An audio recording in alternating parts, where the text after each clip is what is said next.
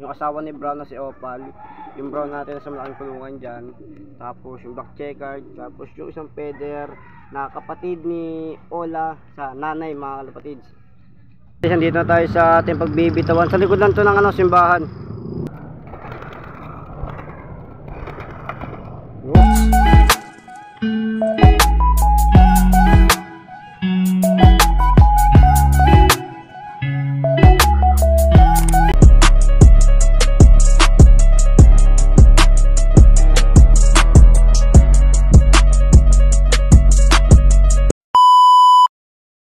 So ito mga kalapatids, bigla antos lang tayo sa mga pangkarga natin sa BBCM mga kalapatids.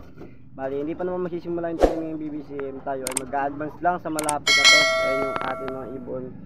Inano ko na, unbox ko na, hindi ko na video na sinalpa ko yung mga ibon natin sa training box dahil medyo pangit yung panahon. Nakita nyo naman yung panahon. Ayan yung panahon dito. Sinakto kong ganito yung panahon dahil hindi natin alam yung panahon sa pagbibitawan kung maganda. Madilim na naman pero di umuulan. Pero kung umulan to, hindi ko itutuloy. Yun mga kalapatids. Bali, nandito dito yung asawa ni Brown na si Opal, yung Brown natin sa malaking kulungan dyan, tapos yung black checkered, tapos yung isang feather na kapatid ni Ola sa nanay, mga kalapatids. Bali, apat sila sa training box na to mga kalapatids. Bali, yung asawa ngayon ni Opal, si Brown dito, wala pa mga kalapatids.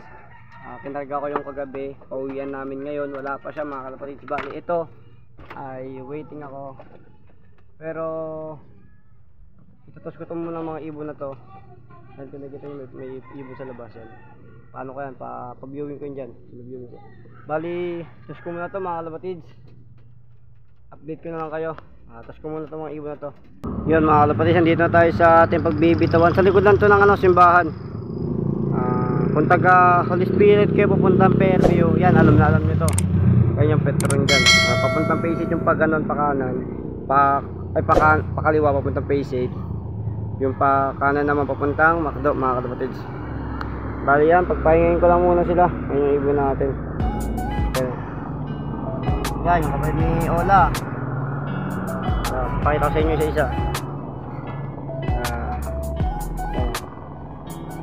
Sila, apat lang kayo sila dyan siksikan sila dyan. Ayun yung tae nila, medyo maganda naman yung tae. Magpahingin lang natin mga ilang minuto. Ayun yung paligid, napakadilim. Sinasanay ko sila sa ganito dahil minsan hindi natin alam yung pauwian ng ibon. Minsan pangit yung panahon sa dadaanan, kaya sana masanay sila kahit sa ganito pamamaraanan natin. Malapit na naman ito mga kalapatids. Yan o, release na natin. I-release ko na.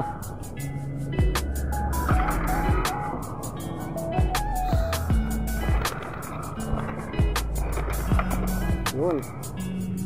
Yung sabay. Ayun yung isa, may walay. Ayun. Yun, sama na.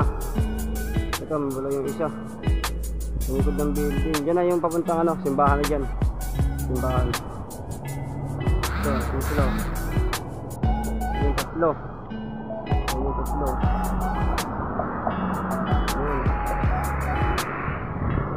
Punta mga po yung isa. Ito yung isa. Ayun. Yung isa.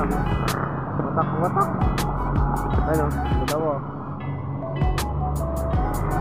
Nadapo pa yung isa. Yung mga kalapatids, i-update ko na lang kayo pag nakauwi na yung training box natin. Check natin yung tayo nila.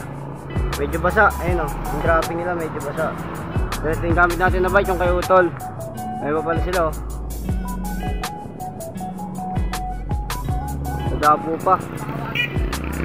Nadapo mga kalapatids. Update ko na lang kayo.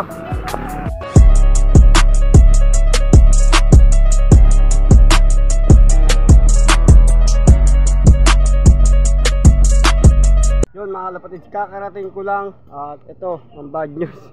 Ubus agad ang ating panote sa BBC mga kalapatids. What? What the fuck? Damn!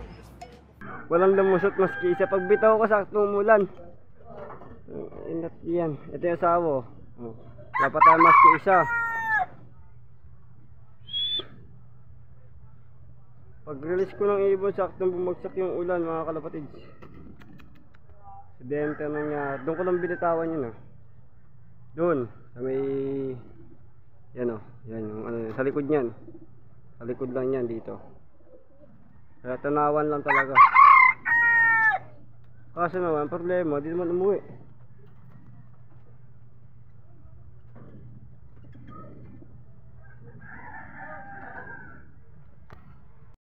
Ang pauwi mga kalapatids. Bali, update ko na lang kayo pag mayroon na nakauwi sa atin.